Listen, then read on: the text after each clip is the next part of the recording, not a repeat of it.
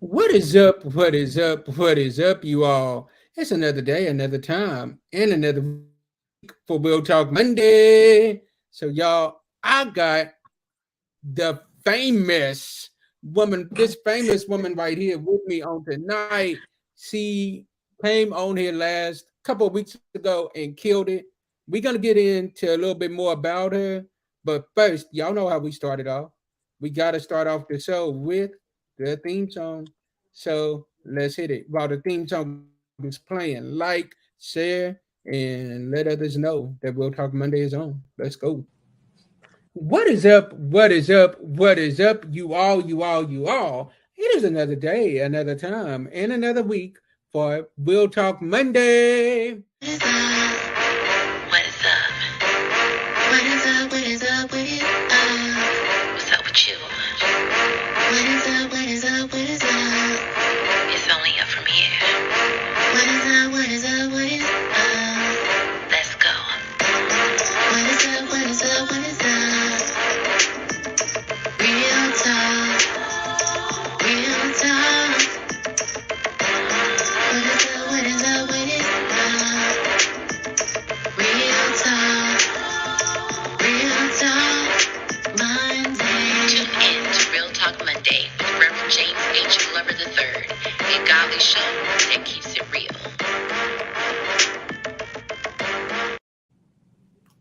You all, we are back and we are ready to go. We are ready to kill it. So before we get too far started on the night, sis, ma'am, how are you doing? I'm doing great. I'm doing really good today. How are you?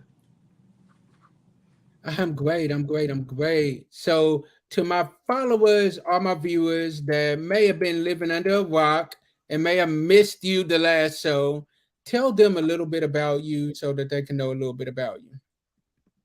Um, as before, I had stated that I'm Shakira Tunstall. I go to WKU. I'm currently on break, and when I return, I will be a second semester junior. And my major is broadcasting, communication, and journalism.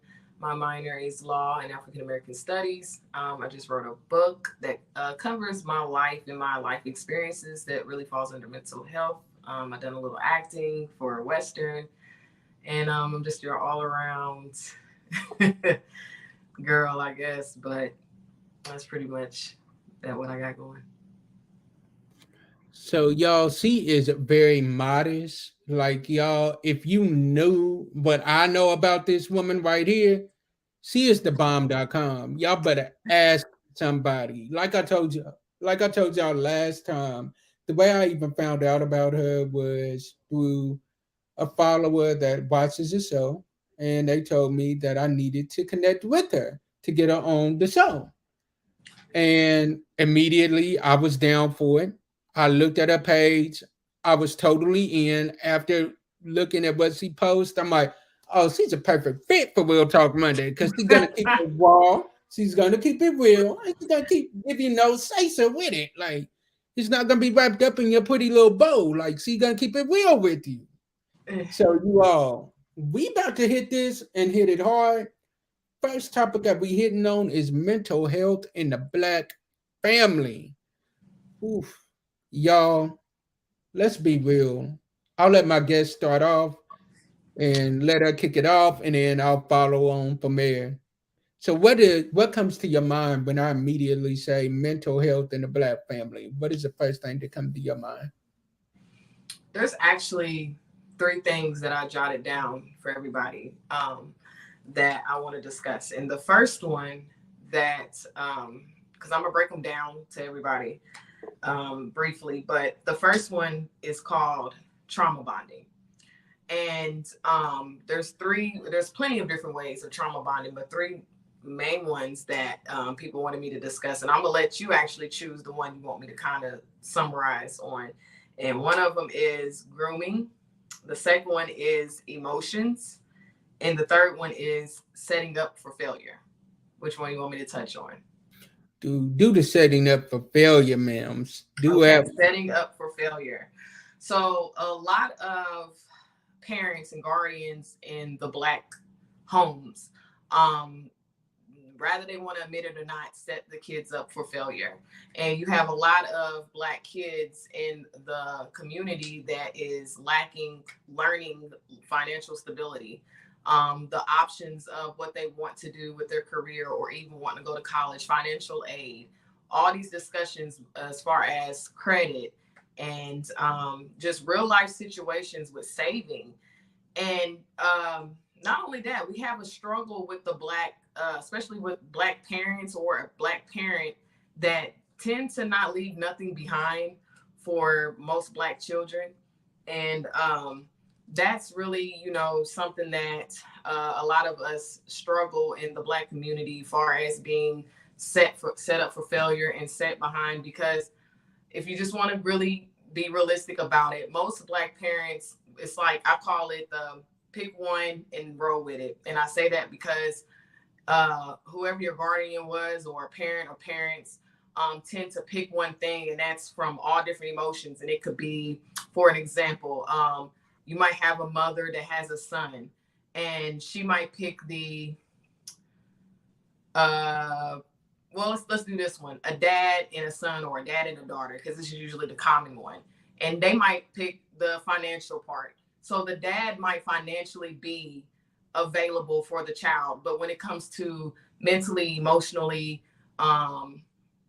physically, or any other, things, spiritually or whatever, they're unavailable. So you see that a lot in the Black community, as far as a parent or parents, they pretty much select what they feel they need or how they feel parenting should go, and then they lack all the other things.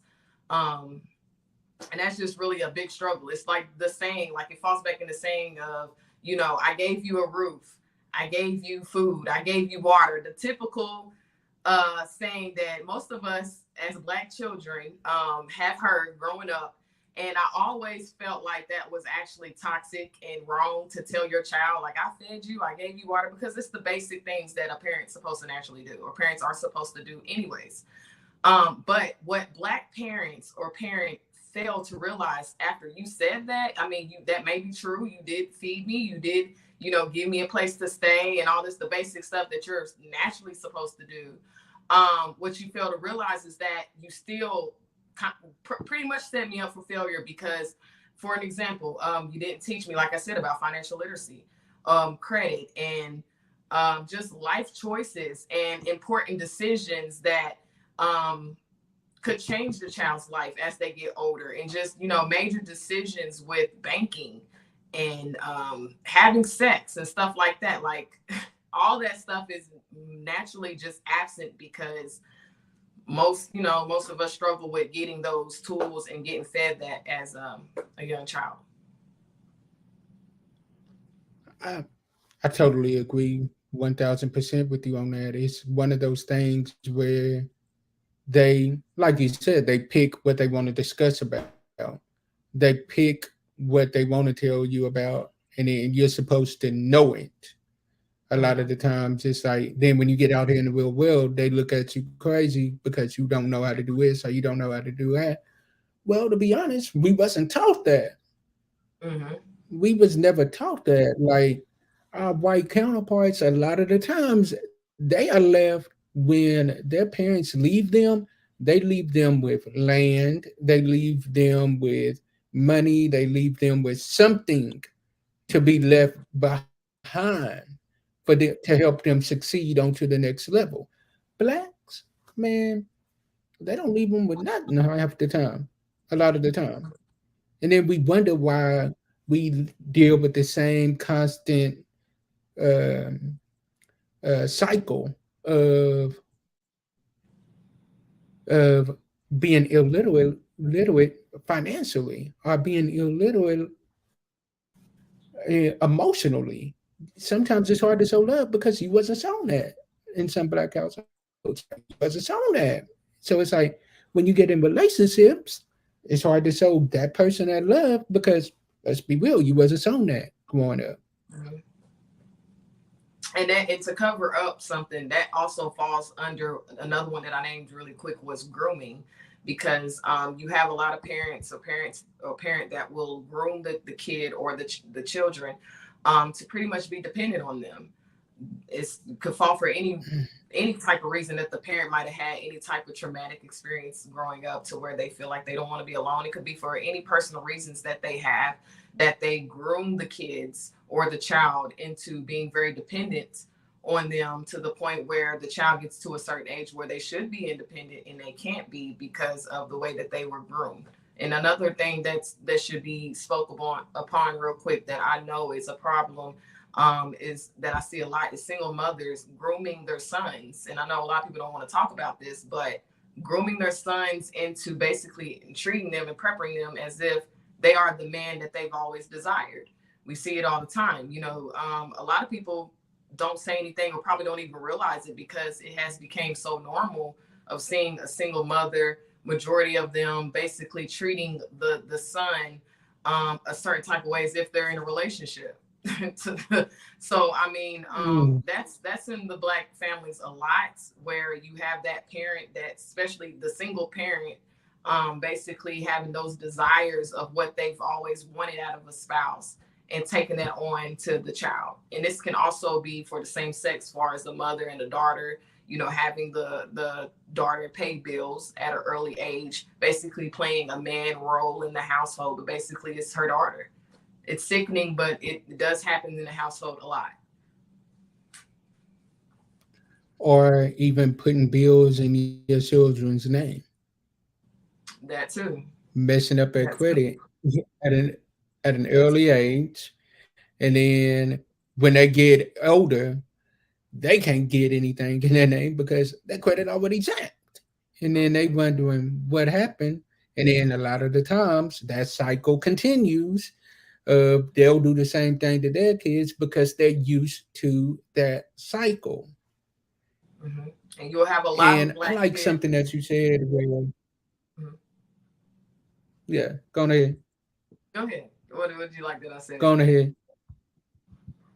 You want When me to you go? said that a lot of the times they groom their kids to be the Right. people that they want them to be, like in that relationship, it's crazy. Like how many times you see that where like they'll groom them to be what they wanted, but Right. then when that child gets older, that child's trying to figure out their own identity because they're like, who am I really? Like, hmm I don't know what I like because I've always liked whatever I was told to like. So it's like, and a lot of the times, in a lot of black families, they were sheltered as well. So it's like when you're sheltered and like caved in and kept in a bubble, when you get out of that bubble, you about to explode. You about to do whatever you want to do, and then hmm if you ain't been trained or taught these things, guess what? You probably gonna mess up. That's very true. And being able to just be able to find yourself and be able to express yourself is always watered down in most of the Black homes too, as well, because you have a lot of families that will have religion and beliefs and etc., and they will ponder that on to the kid without having the kid or allowing the kid to be able to just find himself as a kid or just be a kid, and that's really a big struggle. I would agree. I would agree with that. I would agree with that 1000%. Kids growing up too quick because of the simple fact of them having to. Or the one that used to kill me was you're the man at the house now. 6 years old, you're the man of the house. You ain't even a man yet, but you the man of the. Don't make That's sense. It doesn't make sense to me. So y'all, we gonna continue this discussion. Trust me, we got more. Trust me, we ain't done yet. And then now let's talk about how to deal with toxic actions in black family. you want to start that off? Toxicity in the black family. Yeah, I can. Now, a lot of times when you hear toxicity, you think of relationships, you think of dating, But this can happen within the family as well. And a lot of times it isn't talked about, it's swept under the rug because we're told whatever happens in this house stays in this house. If what's happening in this house is affecting me, we need to get some help. Mm. We need to figure this out. Because if we don't figure this out, then I'm gonna find myself repeating the same cycle with my kids. So what do you feel on that? Dealing with that, as far as whatever stays in the house ordeal, that's basically draining a lot of the Black kids' mental health, especially when they get older and they get into the dating stages of their lives, of carrying those toxic behaviors into their love life. And for example, you have a lot of sons and men in general who already feel suppressed, that they cannot express their emotions and express their feelings, because it's typically either the dad or the mom is making them feel like they have to keep their emotions. Like, for an example, a lot of Black children are afraid to speak to, or to open up or vent to their parents or parent, because of the fact of the parent basically neglecting their emotions. And most Black parents or parent feel obligated to feel, entitled, that I'm always right. Your opinion or your voice really doesn't matter. I pay the bills. I'm the parent. The typical sayings that most Black parents do to their child, to the point where the child don't express their self. And when they get to a certain age, that's where you see all the where they express themselves or they act out, and some may just carry it over into their love life. And they might date somebody. For an example, a female might date a man that is abusive, or date a man that is a narc, or date a man that's manipulative. Vice versa for a man dating a woman that way. That's abusive. That's a narc. That's manipulative. That's a liar. Or someone that's making them feel like they're in control and they don't have a voice, because it's a familiar behavior. So we tend to, get raised by certain individuals that trained us and to make us believe that this is the right way to be raised. And then we grow up in our dating world and we tend to date the person that acts exactly like the parent.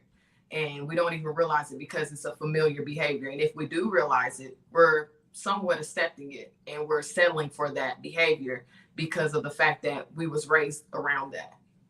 It's familiar to us.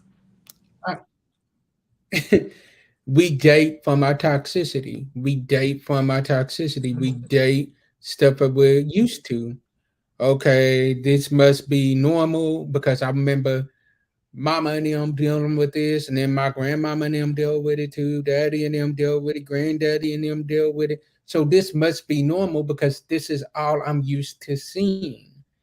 So then we start dating from that, but sooner or later that cycle has to be broken. Like somebody has to be the one to be like, you know what, I'm tired of this.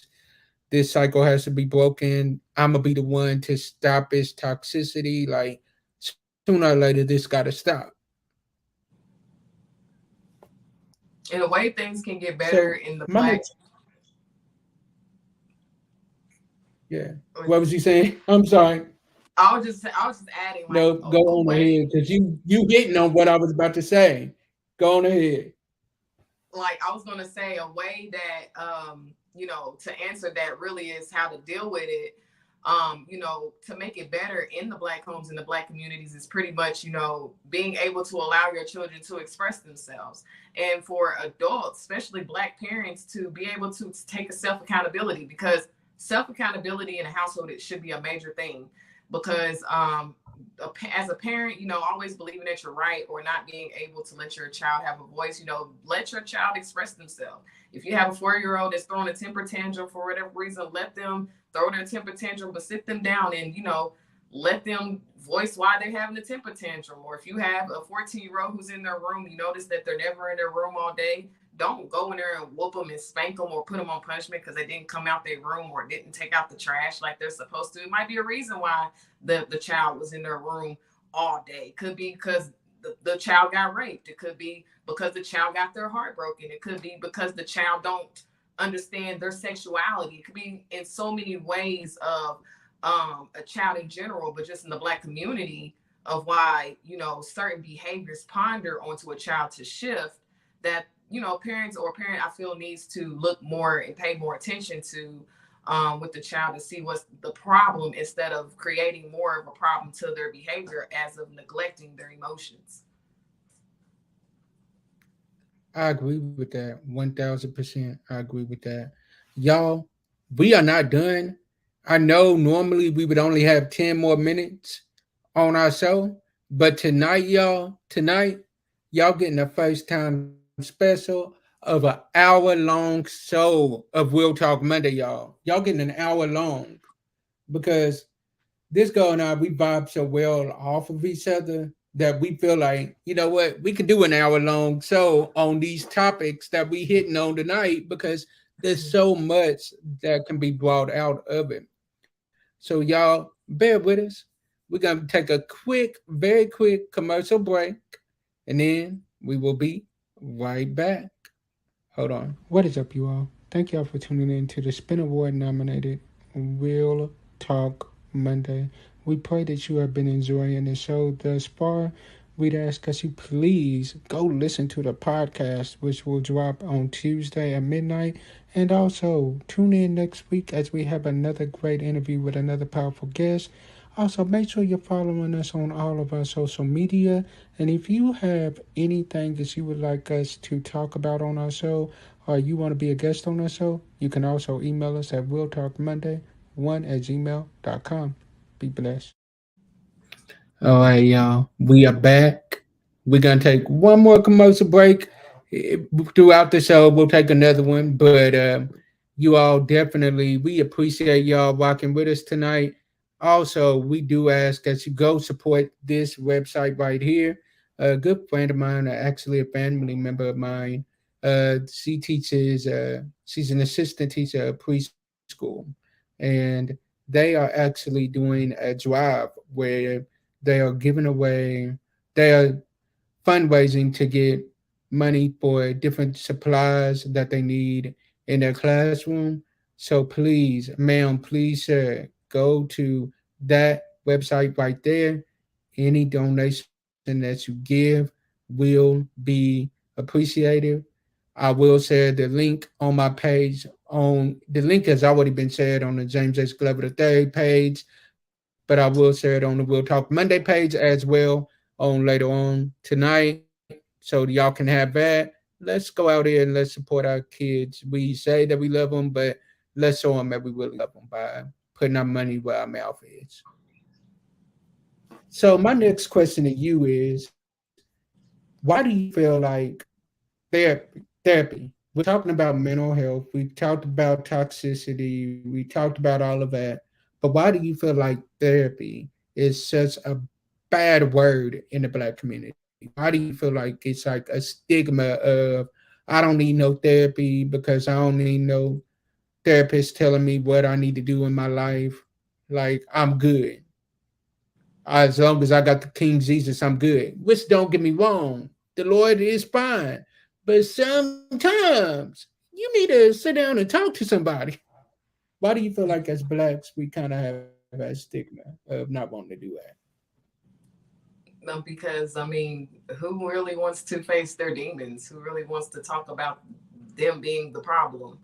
And the problem is the family, or the few family members in the family. So of course, the thing with people, especially in the black homes, is that we tend to want to talk about every other culture, want to talk about everybody else, but what's going on in the culture, and the problem that we are dealing with ourselves, with the same culture, like the black on black crimes or the rapist that's in the family, and we're covering it up. I can go on and on and on, but why would we want to talk about it, especially if you play a part of the problem? Who wants to talk about it? Who wants to talk about it to someone who's professionally trained to basically, tell you about yourself and to give you the tools to heal?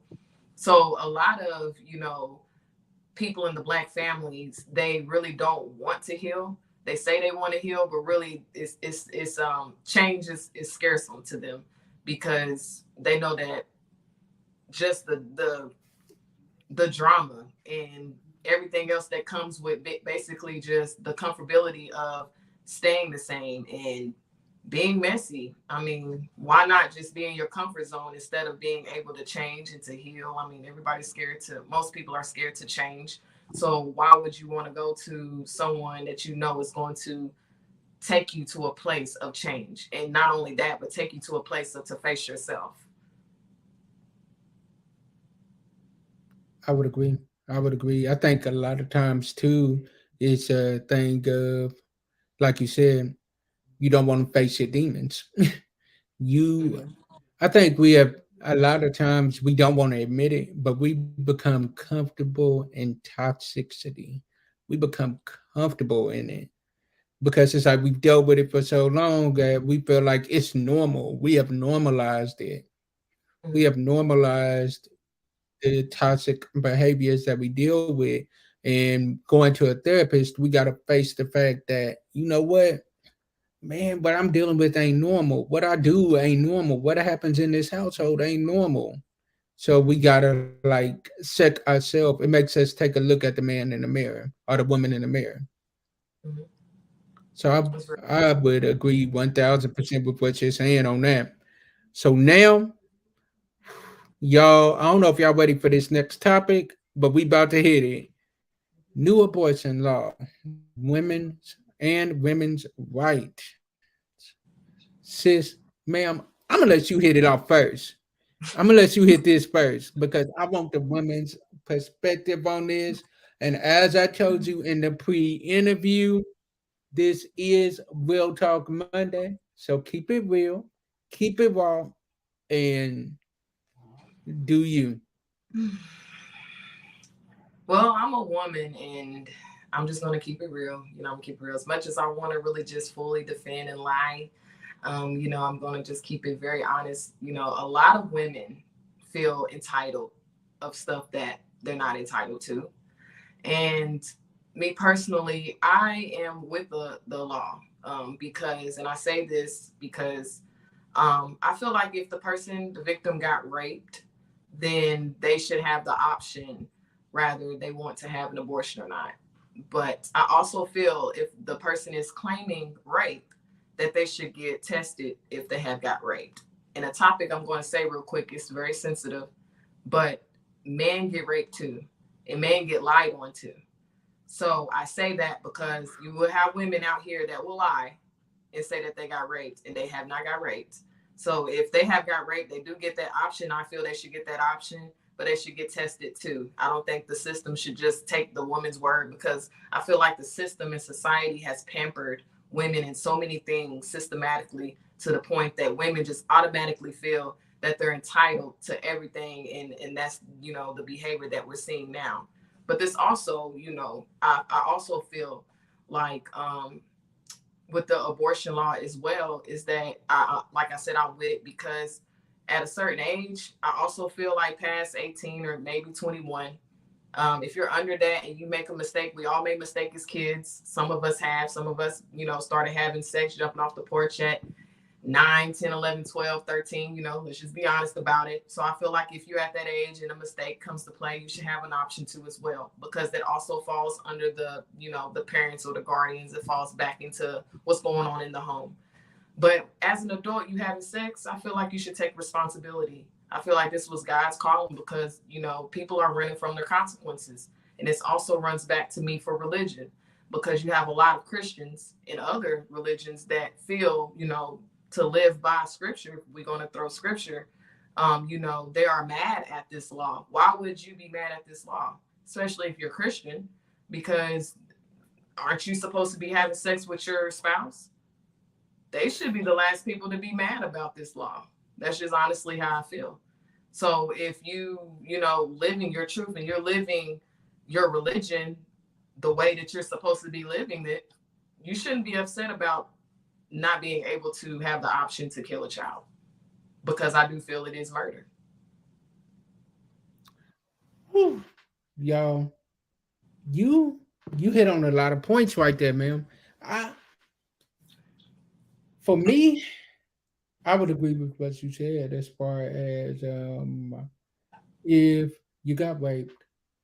Definitely. You ought to have that option. You ought to have that option. But I agree with what you said too, where a lot of times people are claiming it, but they haven't been.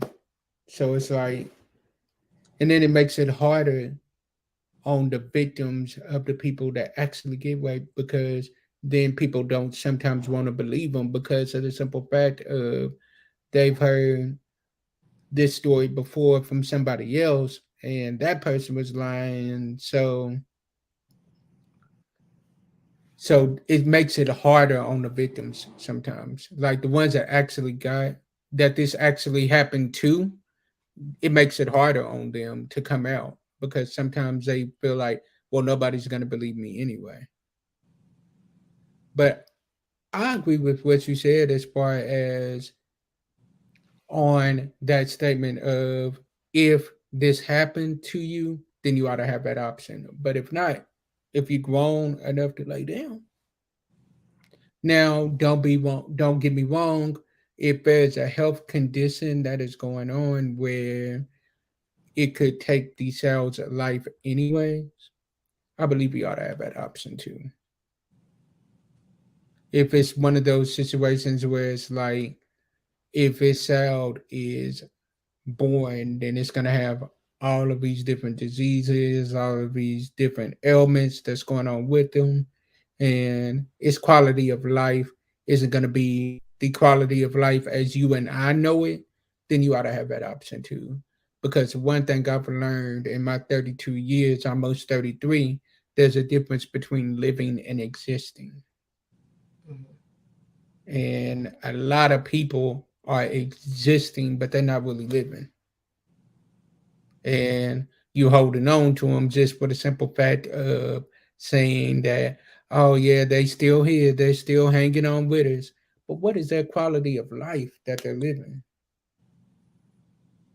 That's- yeah. Like, let's just be real. What quality of life are you living? So, I got another question for you. You hit on this, and I want to ask you this.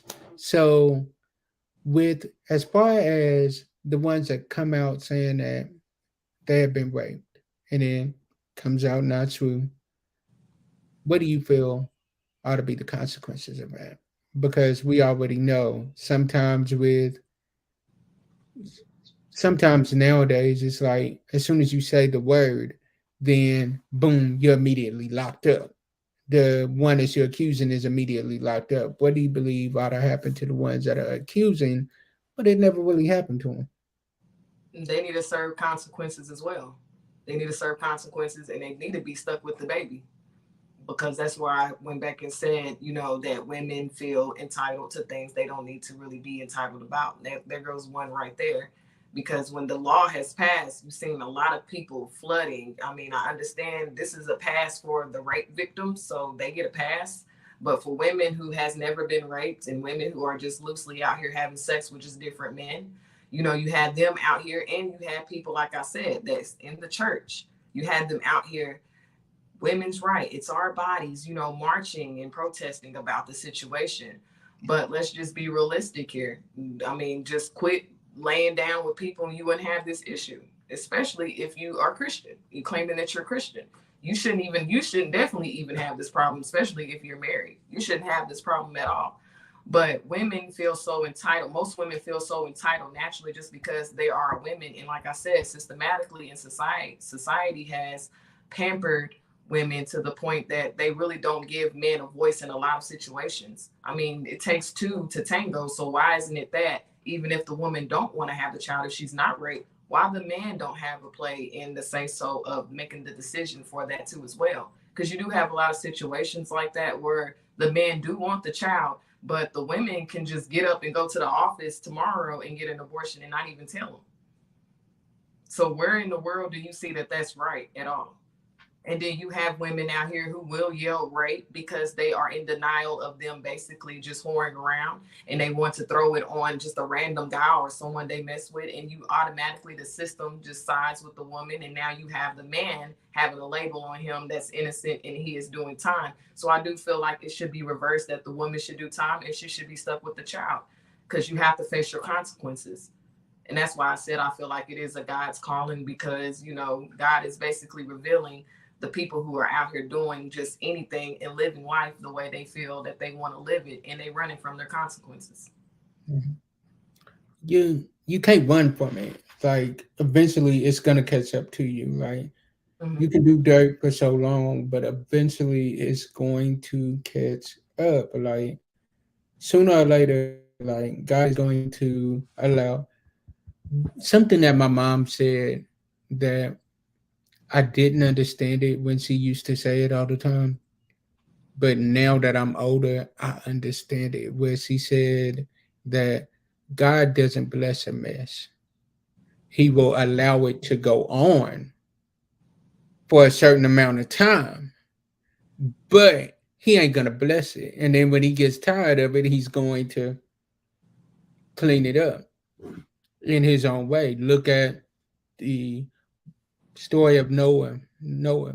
God allowed that situation to go on for a certain amount of time. He allowed the world to live the way they wanted to live for a certain amount of time.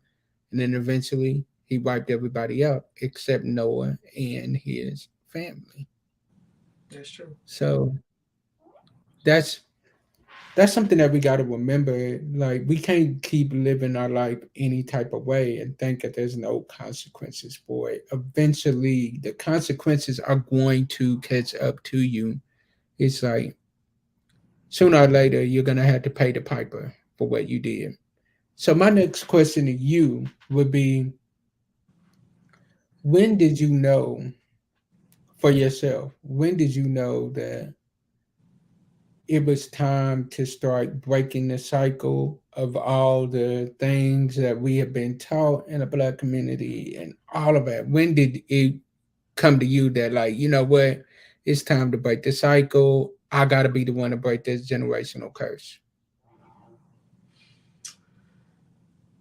Um, well, I was raised by my mother, and this is no shade towards my father or my mom, but I was raised by my mom, and I'm just like her as far as personality wise. We have a lot in common, and I truly believe I have a lot in common with my father, even though I was raised by my mom. And it's a lot of stuff and mistakes that I've seen, especially being the oldest in the household, that the mistakes that my mother had made in her life. And I also seen how it reflected of the results of some of the things in her late 50s or her 50s. Um, I seen the consequences of just holding in her emotions and just all types of other trauma stuff that she's held in from her childhood. I've seen the result in some of the things that she's experienced just being in her 40s through her 50s. Even when I was in middle school, high school, I seen some of the behaviors and some of the things that she was teaching me. And sometimes she would say, even to this day, she would say, and I had to recently tell her, you know, like with the, well, my granny taught me this. My granny did this and we did this. And it's like, you know, that might be true. But those That don't make times it and right. this time it's two different times, you know, and It don't make you it right.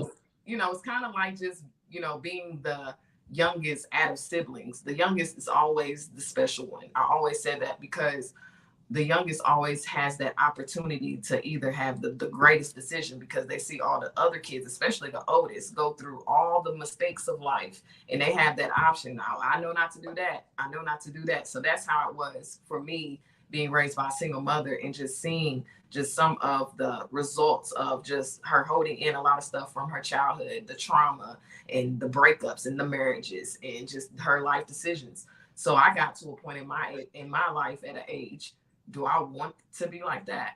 Not saying nothing bad about my mother, but do I want to have these type of, breakdowns? Do I want to, make those same type of mistakes and feel, so that's what really got me to a place to really just be like, okay, I want to do better and I'm going to be better.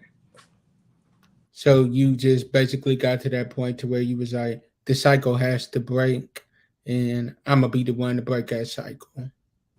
Correct. You know, you have to look at the reflection of your parents' decisions or whoever raised you.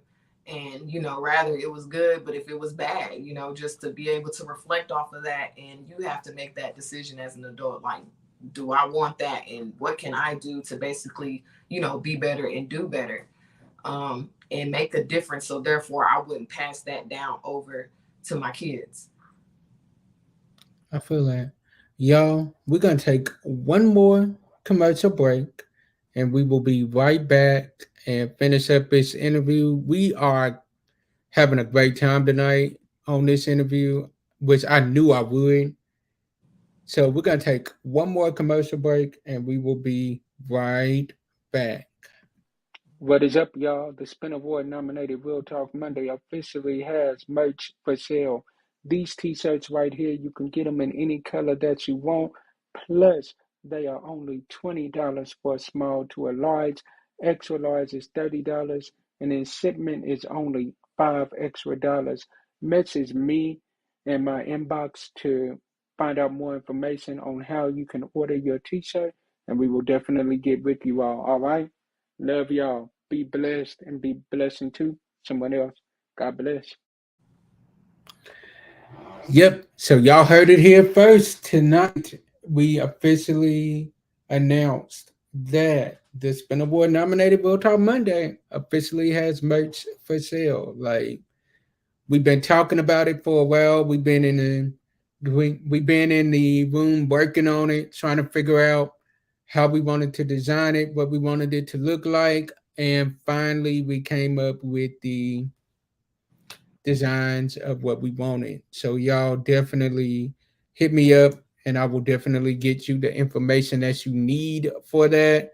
You can I will put this link in the comments below, and we will be making those as it is requested, because we do not want to make a million of them and then be stuck with them. So as you request them, we will be making them, y'all. So let me know whenever you want it, what you want, how many you want, and we'll be getting with you. I promise y'all that. So back to these questions. You all, let me just tell y'all now, before I get too far into these questions again, this one right here, like, words can't describe how real and how genuine she is. Like, I haven't even known her that long, but just from our conversations, it was like when we first met, like, we built that bond that was like, I knew this was gonna be somebody I was gonna be tight with for a minute. And like I said, there's only a few people that first pre-interview that I have with them, we automatically connect, and she is one of them. Pre-interviews normally last 10 minutes. Mine and hers lasted about an hour. Us being on the phone, laughing, talking, catching up. We had a lot of similarities, and if talking to her on the phone was like talking to somebody that I've known my whole life. So, and you don't find that every day. So I appreciate her for being so real, for being so raw, and just being upfront and letting us know what's really going on in our community and taking a stand for stuff that is right. So I appreciate her for that. Thank you. I appreciate that. No problem, no Please. problem. So another question that I have for you would be, why do you feel, as in the African American community, why do you feel that it is looked down upon for us to show emotions?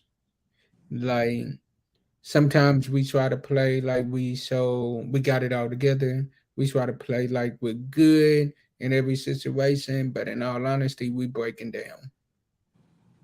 Because Why do most you of feel it, like that happens?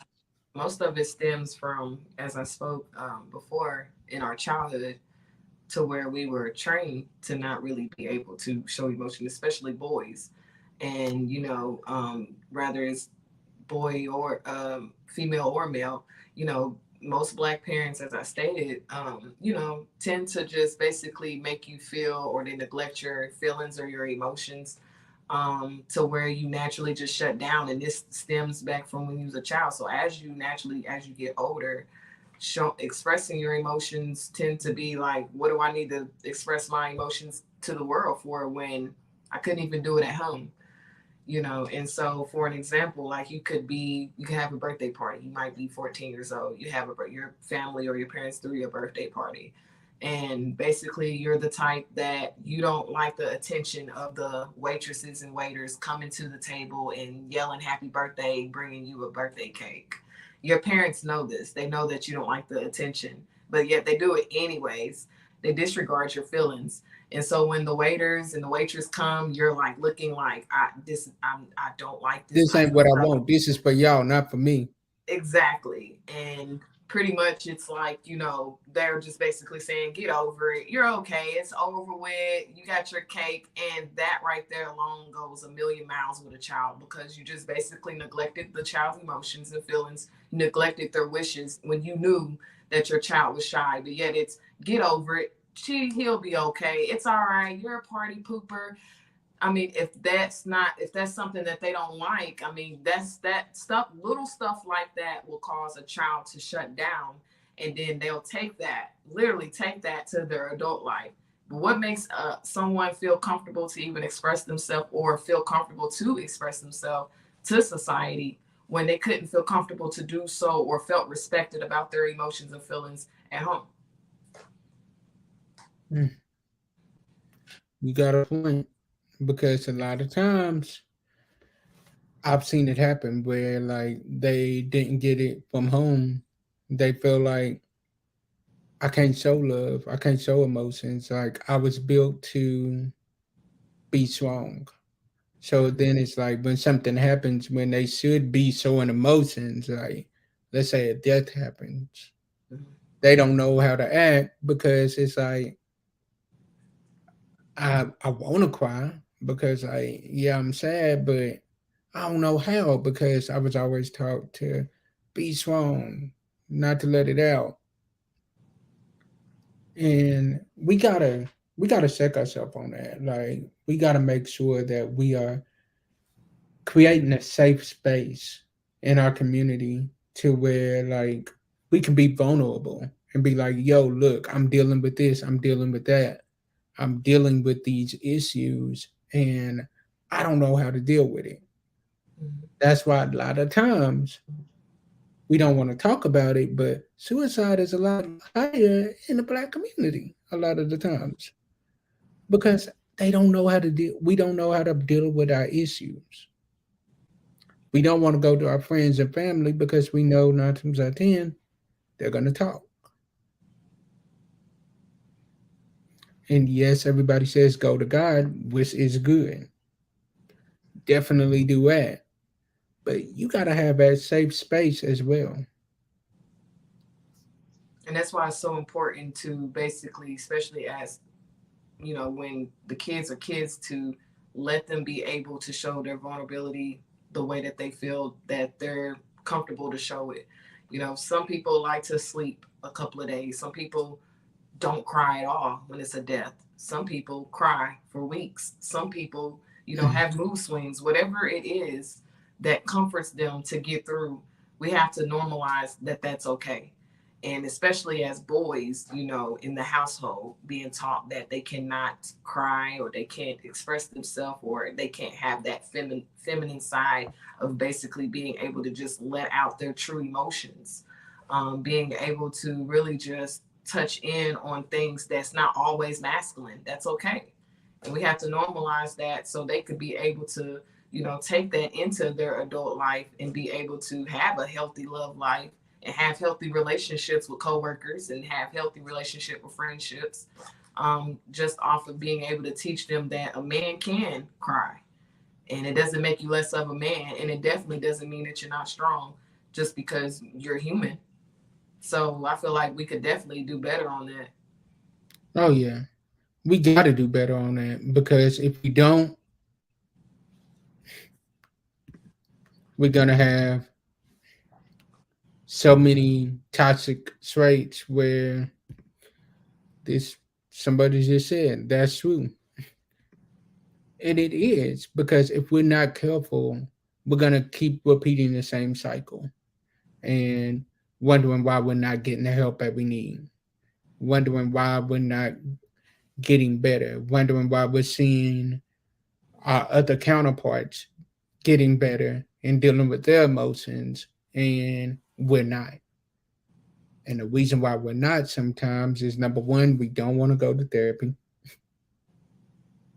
Number two, we're scared to talk about our feelings.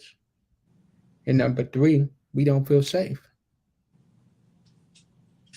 And in the So community, I definitely agree. And I have to add to that is that in the community as well, I see this all the time. Is that they, like we talked about in the first video, of Black people rejecting therapy.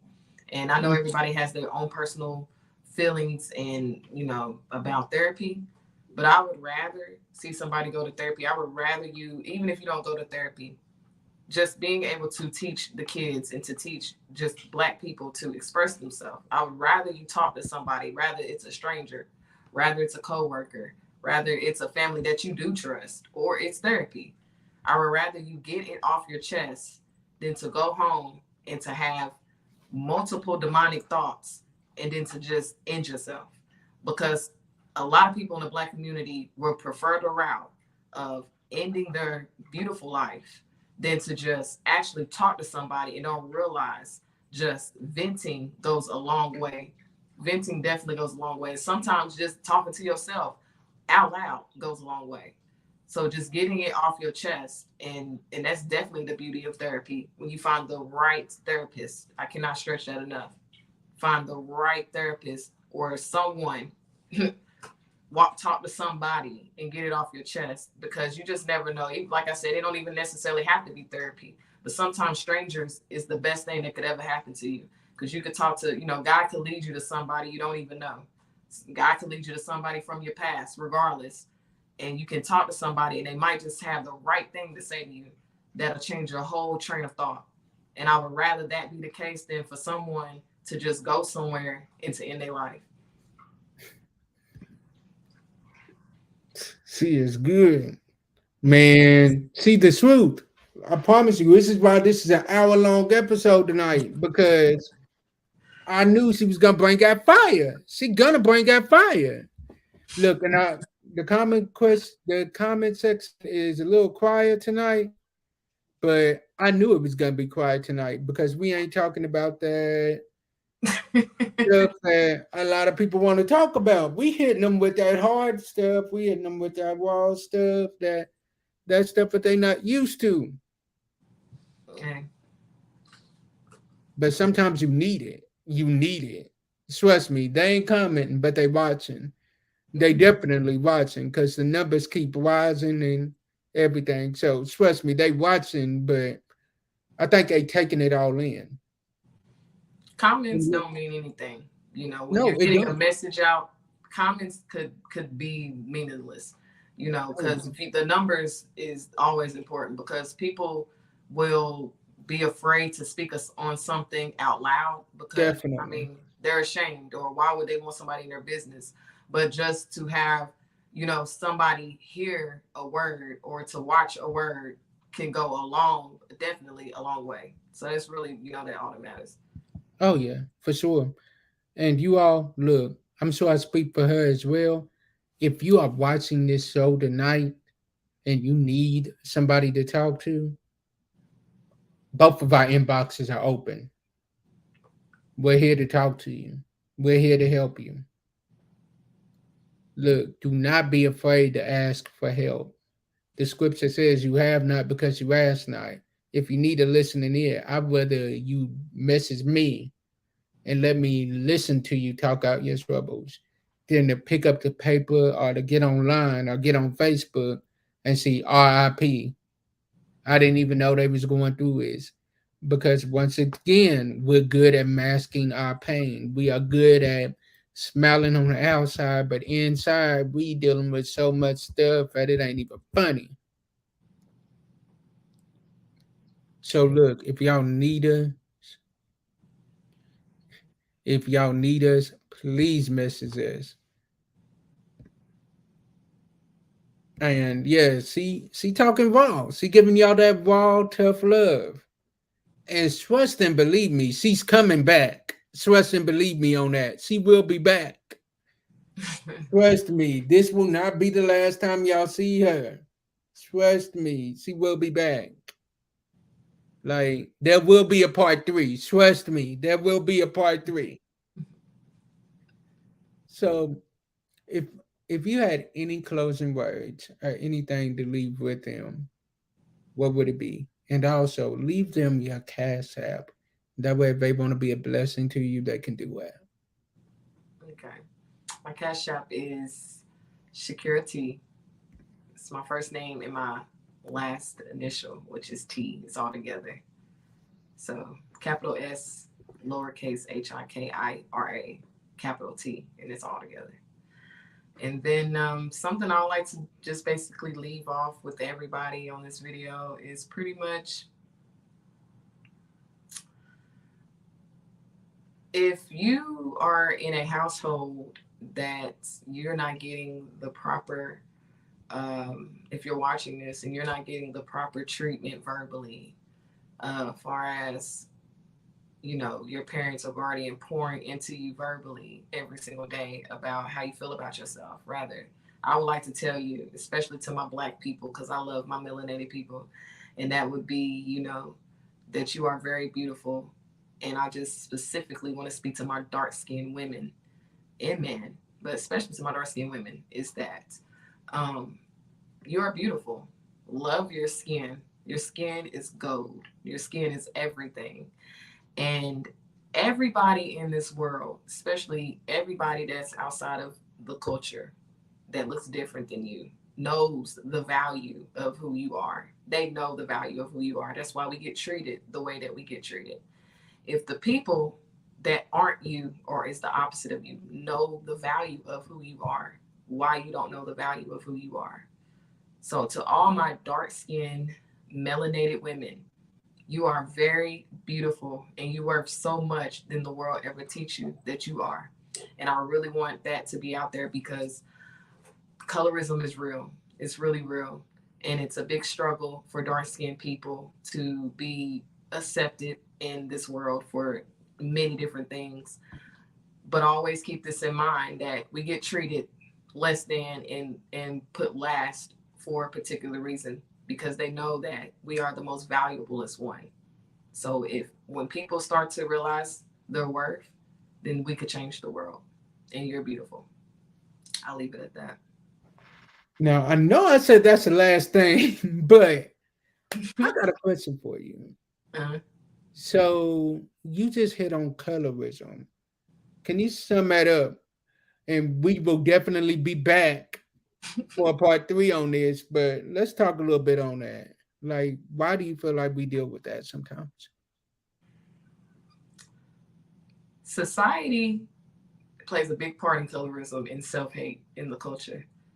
You have a lot of people who extremely knows who they are as people, but they neglect the knowledge of knowing who they are just to fit in society.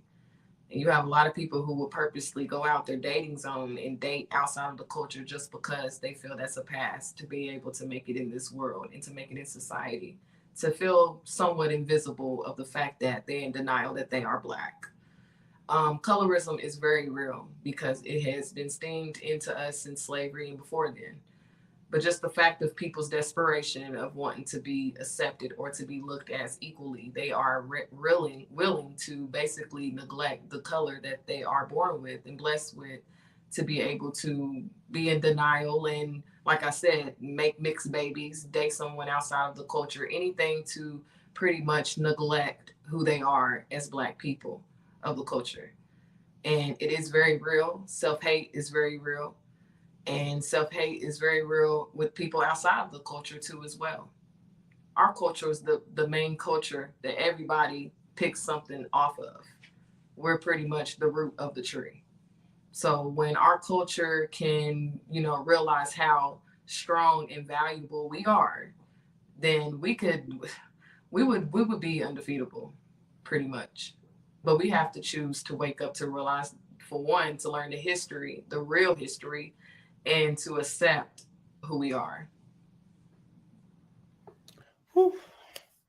Y'all, so in closing, stay tuned. We will be back next week. We will have another powerful guest on next week. I absolutely love her. Miss L will be on with me next week. I can't wait to have a conversation with my sis L again. So, y'all, as I always say, sometimes our disappointments are nothing more than God's appointments, meaning some things that we look at as bad, God is only turning it around for our good. Stay blessed, be blessed, and be a blessing to someone else. And we're out. But before we leave, check this out, y'all. Thank you for watching Real Talk Monday. We pray that you enjoyed today's episode. Please make sure to like and follow our Facebook page for further updates. Also, make sure that you listen to the podcast that drops tomorrow at midnight on all major podcast stations. You can follow us at any of our social media accounts. For Instagram, it's at Real Talk Monday.